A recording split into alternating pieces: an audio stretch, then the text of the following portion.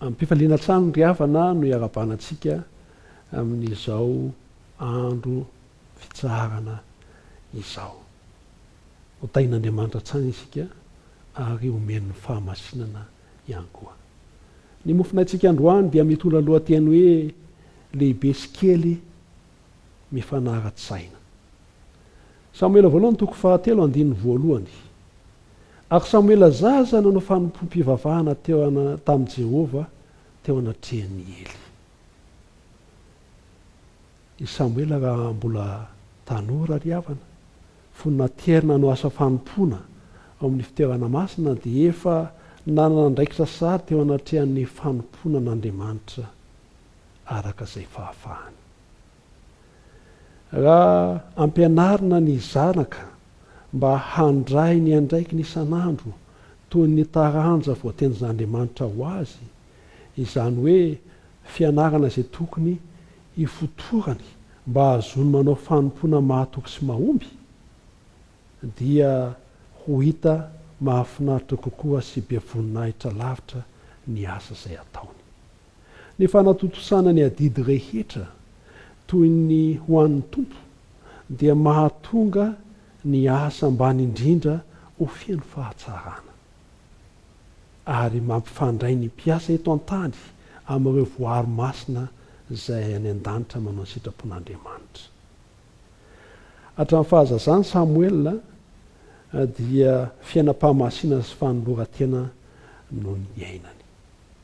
Napetraka teo ambany fiahiany Elia izy tamin'ny fahatandroany ary ny toetrany na teo ty dia nambabo fony ilay mpisorona hivantitra.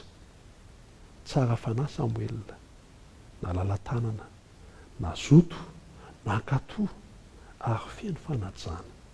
Tena niharihary tokoa ny fifanoherana teo amin'ny fitondran-tenan'ireo zanak'Ely sy ny fiainana mendrika izay niainan'i Samuela ry havana. Nahatsapa fiadanana sy fahatoniana ary fitahiana Ely niaraka tamin'ity zaza niankina tamin'ity. I Samuela dia tia manampy sy be fitiavana, ary tsy mbola nisy ray izay tia zanaka mihoatra noho ny fitiavany Ely ity tanora ity.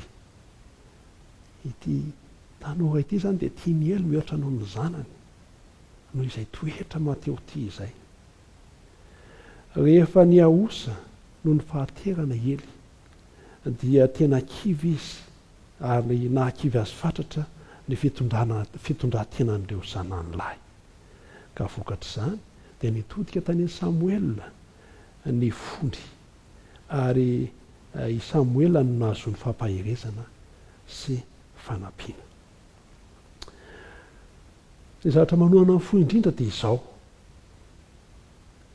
ny fahitana tanora mifanohana amin'ny efa antitra.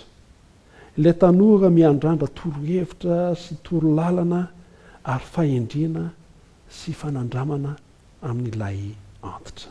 Ary ity farany kosa dia miankina amin'ilay tanora hahazo fanampiana sy fiaraha-miory. Izany mihitsy ny tokony ho izy.